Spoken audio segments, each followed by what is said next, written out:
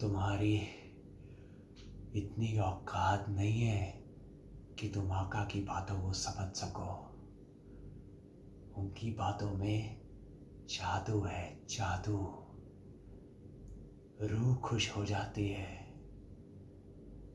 तुम तो उनकी ओर देख भी नहीं सकते, इतनी चमक है उनके चेहरे में। नूर टपकता है, नूर। दिल करता है बस देखते जाओ, देखते जाओ। उनकी बातें सुनकर तो तुम भी अपनी जान देने को तैयार हो जाओ, बिना कोई सवाल जवाब किए। किसी की कोई औकात, कोई बिसात नहीं है आका के आगे। पाक किताब की एक एक बात का ज्ञान बतलाते हैं वो।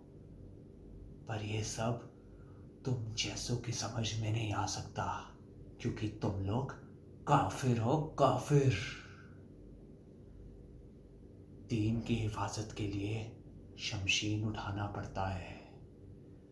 दीन खतरे में है। जहन्नुम की आग से बचना है तो जिहाद करना पड़ेगा। जहन्नुम की आग जलाती है तो बस जलाती रहती है। गुनाह की तौबा कबूल होगी या नहीं ये मैं नहीं जानता था, पर आका ने कहा जो दीन और मजहब की हिफाजत के लिए अपनी जिंदगी कुर्बान करता है उसका दर्जा हमेशा बुलंद रहता है। बस ये जान लो, जो अल्लाह के लिए अपनी जान देता है, अल्लाह उसके सारे गुनाह चाहे कितने भी घटिया हो माफ कर देता है। उससे सवाल जवाब नहीं पूछा जाता।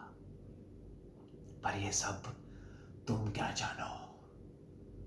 अल्लाह, रसूल, जिहाद। जिहाद ही एक ऐसा रास्ता है जिसके जरिए रूह की पाकीज़गी और नूरानियत हमेशा कायम रहेगी। आका ने कहा शहादत के बाद फरिश्ते खुद आते हैं जन्नत ले जाने। कयामत में हमें शान से उठाया जाता है।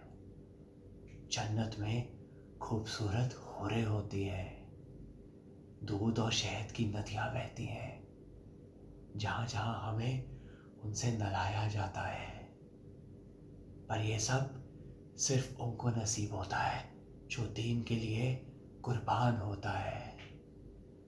अल्लाह कसम, जब आका ने हमें इस नेक काम के लिए चुना ना, रूह खुश हो गए।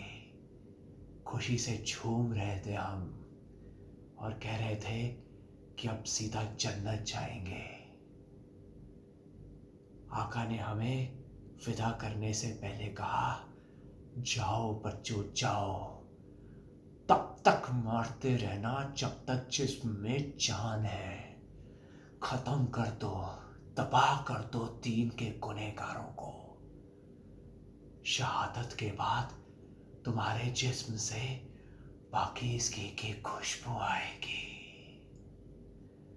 आका ने हमें गले लगाया और कहा अल्लाह हाफिज, कामयाब होकर लौटना। मारे गए तो शहीद, बच गए तो गाजी। अल्लाह तुम्हारे घर वालों की हिफाजत करेगा। कसम से तुम्हारे लोगों को जिंदा हलाल करने में जो मजा आया ना, मादर चोद रूह खुश हो गई। अब क्या कर लोगे तुम और तुम्हारी हुकूमत।